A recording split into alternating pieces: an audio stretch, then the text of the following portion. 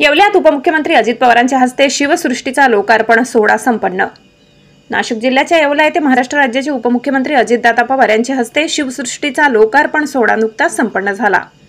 नाशिक जिल्ह्यातील येवला तालुक्याचे आमदार तथा अन्न नागरी पुरवठा मंत्री छगनराव भुजबळ यांच्या प्रयत्नातून भव्य शिवस्मारकाची 4 एकर जागेत उभारणी करण्यात आली। त्या निमित्ताने मोठ्या थाटामाटात लोकार्पण सोहळ्याचे आयोजन करण्यात आले होते। यावेळी महाराष्ट्र राज्याचे उपमुख्यमंत्री अजितदादा पवार, मंत्री छगनराव भुजबळ यांच्या हस्ते श्री छत्रपती शिवाजी महाराजांच्या ऐतिहासिक पुतळ्याचे अनावरण करण्यात आले। संपूर्ण महाराष्ट्राचे आराध्य दैवत युगप्रवर्तक छत्रपती शिवाजी महाराजांच्या पराक्रमाची साक्ष देणारे येवल्यातील भव्य स्मारक येवलेकरांसाठी आकर्षक ठरले आहे।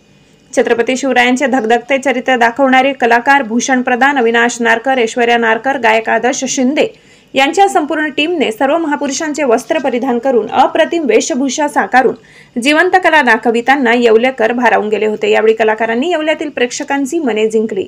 अतिशय भव्य शिवस्मारक लोकार्पण सोहळ्यास येवला तालुक्यातील हजारो नागरिक उपस्थित होते। लोकशाही हक्क न्यूज चॅनलसाठी मुक्ताराम बागुल, नांदगाव।